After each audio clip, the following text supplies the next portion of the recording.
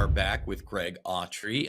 Greg, you are the author of Red Moon Rising. Let's talk about it. China, obviously, becoming more than just an economic powerhouse. They are now a military powerhouse. And by the numbers, they outnumber us 3 to 4 to 1 at this point and are a growing population. They're also sitting down with other power players and now discussing Middle Eastern policy. So, what road do we need to take to really, I would say, maintain our dominance? Well, in the space world, we need to continue to make the investments in our public, private, and military space sectors that were initiated during the first Trump administration. Um, the good news is the Biden team hasn't undone any of that, but we really need an aggressive reboot to keep up with China's continuing expansion on all three of those fronts. And of course, their partnership with Russia and a variety of other bad actors in what I like to call the dark side of space.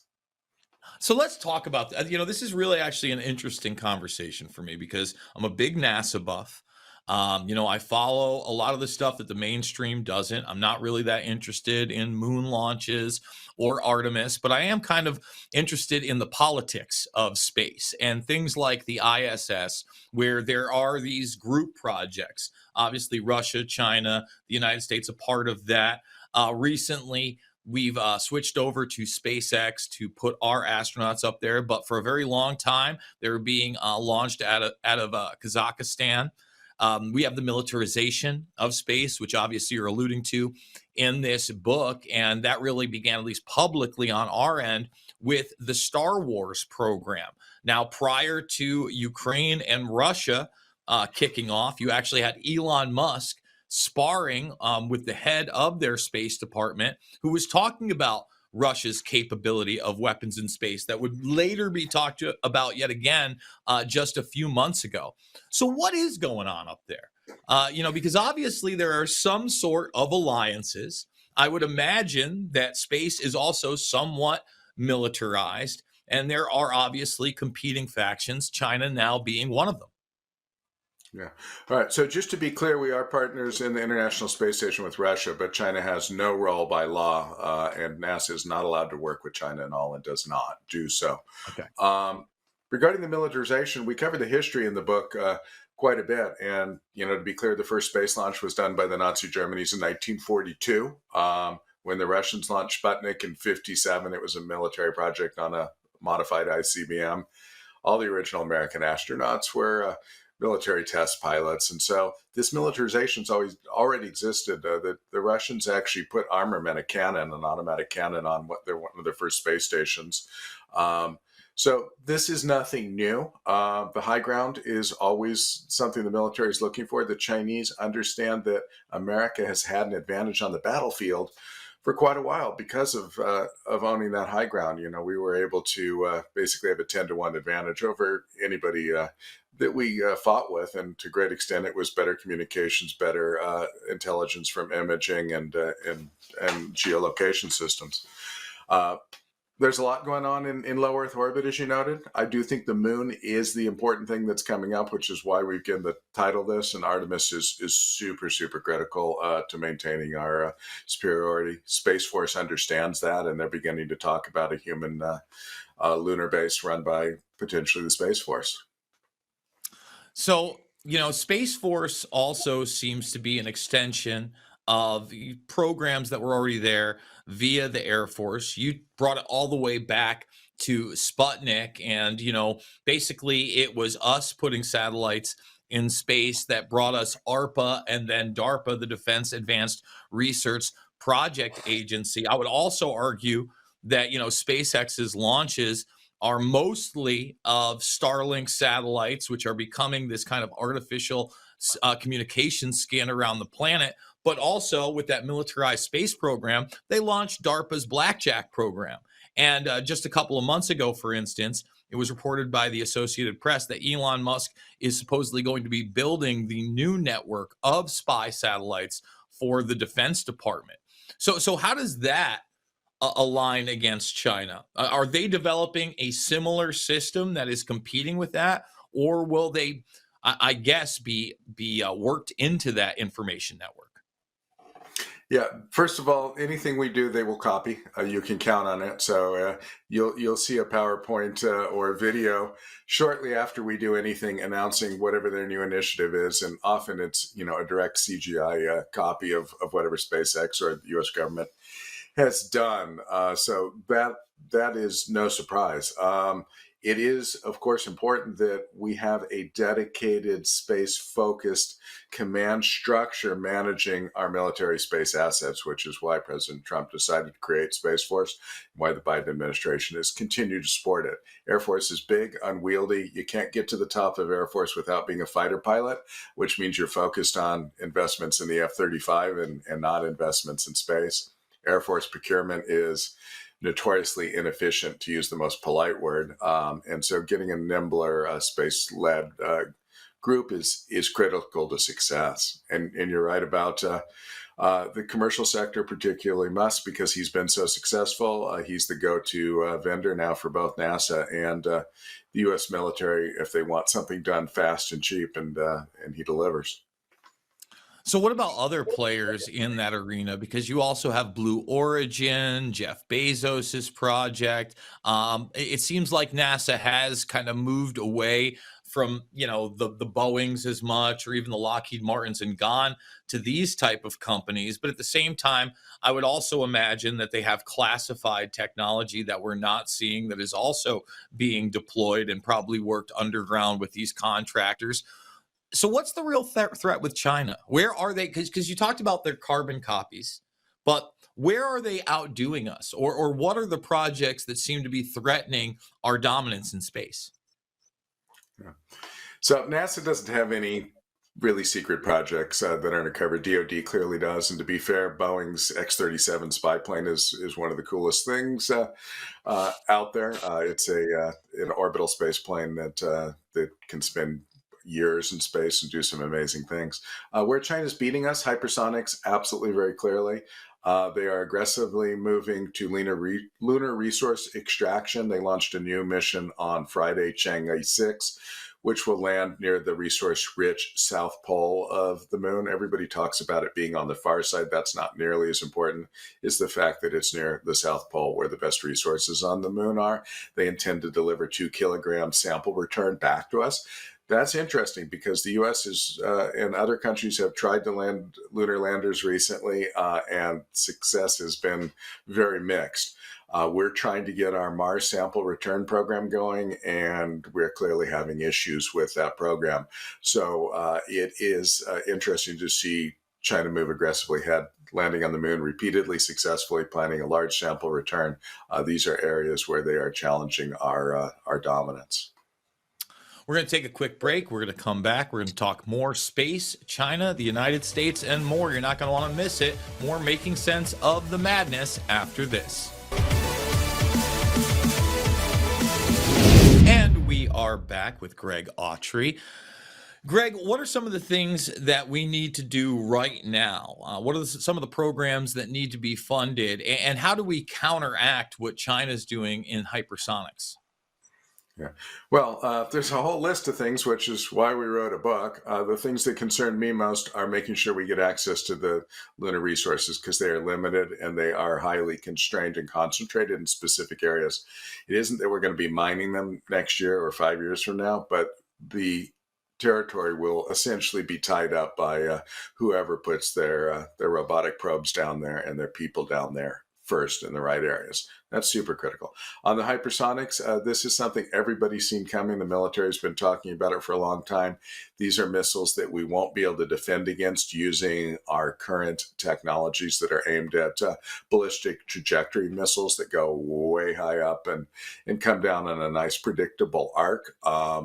These are things that will threaten our aircraft carriers and other vessels in the Western Pacific, where China wants to push us out so they can have their way with Taiwan and eventually Korea and Japan. We've got to invest both in competitive hypersonics and in defense systems, particularly high energy weapon systems that can defeat that. And that could be satellite based and ground based laser systems that could target hypersonics. And you just talked about satellite-based laser systems. That was kind of the idea of Reagan's Strategic Defense Initiative back in the 80s, labeled Star Wars. Are you telling me that we don't have some kind of extension of Star Wars right now? Because again, I am a NASA buff. And one of the people that I have followed for many years, he recently retired. He was the chief scientist at NASA for many years, Dennis Bushnell. And for instance, I remember in 2018, he was kind of put on the spot around the satellite systems and the way that they were moving and competing. And he said, I can't talk about it, no comment. And he referred that, he also talks to the National Security and Defense Department agencies. So are you telling me that those projects just are not good enough and that they really haven't expanded, or maybe they didn't work in the first place? Well, I can't comment on any classified programs. I will say that amateur observers have noted that there are satellites even in the database that the U.S.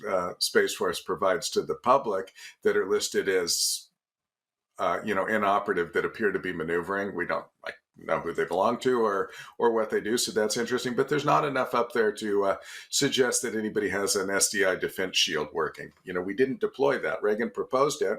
It actually is credited with helping bring down the Soviet Union when they looked at America's dominant space capabilities and saw that proposed. Gorbachev felt that he had to come to the table. But no, we never built it, and it's honestly believed we probably couldn't have built it for software and computing reasons at the time. We could build it now, and there might be a very good reason to do so, but it's not hiding up there protecting you. All right. Well, I guess I got to take your word for it. So let's talk about the laser weaponry that you were kind of talking about as well. A lot of people out there talk about directed energy weapons. We've seen some displays from aircraft carrier over the years, shooting these concentrated beams of energy.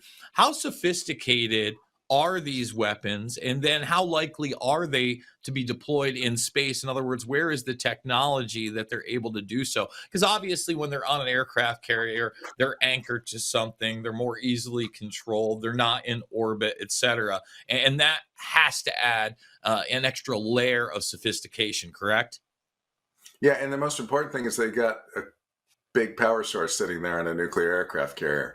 So you really want a nuclear power source on these, which is why that's becoming an interesting topic in space. You might have noted that there was a leak a few months ago that Russia was launching a nuclear powered weapons system into space, and it was all very vague about what that was. But the fact of the matter is the development of nuclear power and nuclear propulsion in space is the next big area of competition, and something the U.S. needs to reinvest in. We had a lot going on in the 60s in that regard, and then it kind of petered out in the 70s.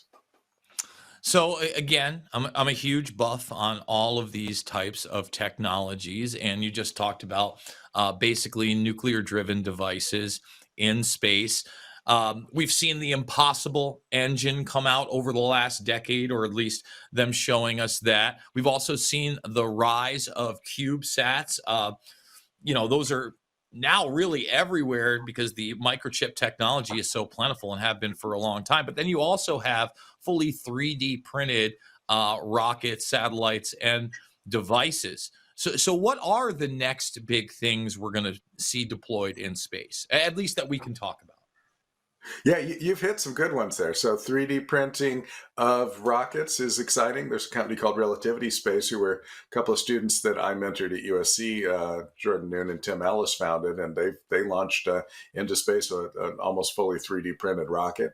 You're going to see 3D printing in space of tools and components that are needed in space, and eventually of entire structures on the surface of the moon or Mars or in orbit.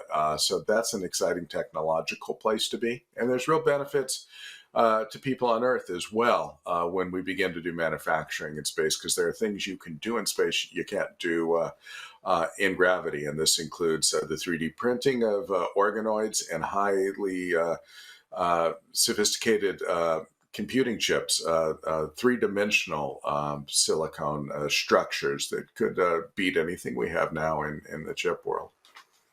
First of all, for the audience, what is an organoid? And again, I dork out. I actually watch the NASA channel all the time. One of the things that I kind of took note of is some of the experiments on the ISS, because you are in this low gravity arena. They're doing experimentation with things like hydrogels, which are supposedly going to be the next step in types of medication, bio nanotechnology to be utilized on Earth. So, again, going back to the organoid question, what are those? And then what is the benefit of doing this type of experimentation, especially in that bio nano arena in low Earth orbit? Right. So when you try to do a lot of things on Earth that you would like to do chemically, structurally, or biologically, gravity interferes. If you needed a new liver, right? You can wait for somebody to die or the Chinese to knock off a Falun Gong member and sell you their liver. But you're going to get a liver that's not a perfect match. You're going to have to be on immunosuppressant drugs your whole life. That's expensive. We can take your stem cells today out of your blood, uh, differentiate them and make them become liver cells. But when we try to grow you a new liver in a petri dish, you get a liver pancake. It's a two-dimensional structure. It's been demonstrated in space, and there are experiments going forward to actually move this to a production manufacturing state, that when we grow those stem cells in space, they grow orders of magnitude quicker because they're in a three-dimensional structure where the nutrients flow more efficiently to all the cells. And they can actually begin to form what we call organoids, or small organs with vascularization, so that they have the veins and arteries that are needed for those to become implantable. So eventually we'll be able to take your cells up, grow your liver, put it in you. You'll never need the immunosuppressant drugs. Saves, honestly, the insurance and government millions of dollars over your lifetime, keeping you healthy. So it's a solution just around the corner, frankly, that will be exciting. And again, with the silicone structures, with metal alloys, metal foams, the gels you've mentioned, there's all sorts of things that you can make in microgravity that you can't make on Earth. We got to take one last break. We're probably going to have about 6 minutes left when we come back. I want to ask you about that organ printing through stem cell material, because we have something similar here on Earth that just got passed by the FDA via United Therapeutics, and it's xenotransplantation. I want to know how that stacks up. We're going to ask that question and more. Final segment of Making Sense of the Madness after this. And we are back with Greg Autry. And Greg, before the break, you were talking about stem cell technology and essentially being able to create organs that we could then use on Earth. Now, the competing technology, a lot of people don't know about it, but it has just gotten FDA approval through United Therapeutics. How does it stack up? Because obviously with this, they're implanting or growing these things in pigs. You're not doing that in space. You're putting it in some kind of biological atmosphere. And it almost seems, at least from what I understand, kind of the antithesis or the opposite of what happens to human beings in space in long time periods. For instance, their muscles seem to decelerate. It is harder for them to survive. I forget what Scott's last name was, but he spent more than Kelly. 6 months out there. Yeah, he was pretty banged up when he got back. We don't really have that much research of people spending long time periods in there. So how is it, on one end, being in space for too long could be hazardous to biological life, yet through technology, you're creating three-dimensional biological life that is better than possibly what we can do here on Earth? Yeah. Well, that's a lot there. But yeah, human beings are not designed to survive in microgravity for long periods of time, and we do have a lot of good data on that because we've been doing it for more than 50 years. What we don't have is partial gravity, so we don't know what being on the moon or being on Mars is like. This might be just enough gravity to keep everything running in order and keep your muscle development and bones from decaying, and relieve a lot of the pain and stress that particularly older people or people with disabilities have. So it might be a good place to be. We don't know that yet. One of the things NASA should be doing is considering developing a rotational space station that can simulate different levels of gravity by changing its centrifugal force. That would be interesting. Also seeing the development of organisms in those states. Regarding the organ development in microgravity, it appears to be very promising. There are certainly people trying other things on Earth by printing organs into plastic 3D scaffolds, for instance. That doesn't produce the same growth rates that you get in microgravity. You mentioned, I believe, trying to grow specific human organs inside of pigs. You have immunosuppressant issues there where the pigs don't want that organ, but it'll be really interesting to see how those trials play out. And, as with any other technology, it's best to try a number of different routes and see what works out. But there are a lot of promising reasons to invest in microgravity manufacturing. Getting back to the book, I guess the big question is, what if China does beat us? What if 5, 10 years from now we just can't compete and they are dominant in space? What does that look like for us in the world? Yeah, I was asked that specific question when I was testifying to the U.S. Congress in December to the House Natural Resources Committee, and my answer was that's an existential question. When you control the high ground, you the territory underneath it. So if China takes space or we don't take it seriously and we let them, it's game over. Basically, the United States will be relegated to a subservient status to whatever the Chinese Communist Party wants us to do. So basically, what you're saying is, right now, I think there's a lot of justified hype around artificial intelligence and its possible dangers and uses through nation states, etc. But at the end of the day, it really is the high ground and it is the technology in space that's going to decide who the military superpower of the world is. Yeah, and history doesn't speak well about countries that turned away from technological investment or turned away from paying attention to external threats and decided to just deal with their own social problems. That has never worked out well for anybody, and no reason to believe it would work out well in the future. Where does Russia play into all this? Because obviously, again, we talked about kind of that alliance, and really, Russia was kicking our butts prior to the Apollo missions. They had done more in space than any other nation. You also mentioned the fact that they were talking about these possible nuclear deployments in the last couple of months as well. But at the same time, again, it's Musk's Starlink network that are the communication systems for this war via Ukraine and Russia. It is what the Ghost and Sidewinder drones are hacking into. So obviously, Russia hasn't been able to stop that. Yeah. If you look behind me, I've got a picture of Yuri Gagarin on the wall, actually. I'm Yes, you a do. big admirer of what the Soviets did in space, even if I despise their government, right?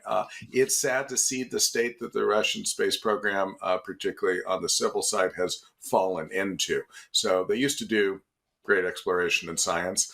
In the last few years, they've been nothing but a cash cow trying to generate some revenue for Russia. Elon Musk has basically destroyed that cash cow by launching cheaper than the Russians can launch and providing a much better human spaceflight system than Soyuz.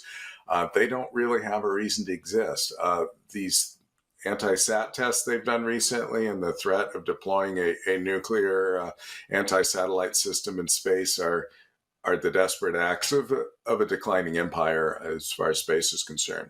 That is sad to see, but they're basically China's junior partner right now, and I don't see a turnaround. They've lost their way. They've had a brain drain problem. Russian space scientists want to get the heck out before they get handed an AK-47 and sent to the front in the Ukraine. It's not a good thing. Greg Autry, thank you so much for joining us. I had a great time talking to you. Again, this is an issue that I think more people should wise up to because the space race is a real one. Folks, that issue is certainly not left or right, and neither am I. It's always about right and wrong. I want to thank you for joining me right here Monday through Friday on Patriot.tv, where the truth lives. I absolutely love you guys. We'll see you on the flip side.